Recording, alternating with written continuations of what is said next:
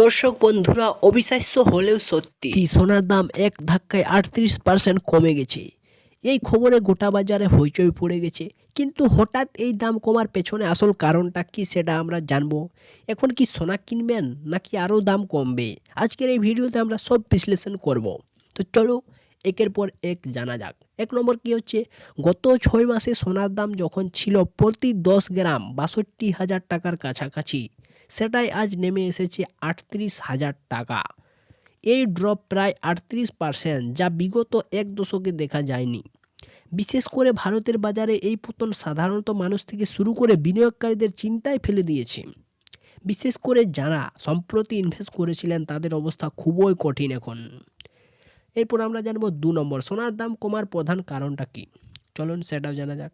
1 নম্বর হচ্ছে আন্তর্জাতিক মার্কেটের চাপ। দেখুন, আমেরিকার ডলার শক্তিশালী হচ্ছে, ফলে গোল্ডে ইনভেস্ট করা কমে যাচ্ছে। ফিডের সুদের হার বাড়ানো এই প্রভাব ফেলেছে। তারপর 2 নম্বর হচ্ছে জিও পলিটিক্যাল শান্তি। দেখুন, ইউক্রেন রাশিয়া যুদ্ধের তীব্রতা কমছে।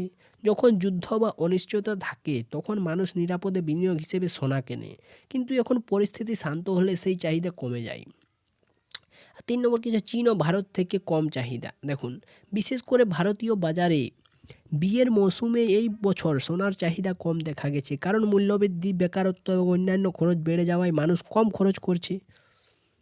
এরপর জানবো এই পতনের প্রভাবটা কি হতে পারে আমাদের উপর। দেখুন, জুয়েলারি ব্যবসায় প্রভাব দেখা দিতে পারে। দেখুন, জুয়েলারি সবগুলোতে এখন ক্রেতা নেই, অনেক অপেক্ষায় আছেন যে দামও আরও নামবে কিনা সেই অপেক্ষার জন্য। তারপরে বিনিয়োগকারীদের ক্ষতি। দেখুন, যারা হাই প্রাইসে ইনভেস্ট করেছিলেন তারা এখন বড় ক্ষতির মুখে। এমনকি গোল্ড ইটিপি বা ডিজিটাল গোল্ডে এখন রিটার্ন নেগেটিভ হয়ে গেছে।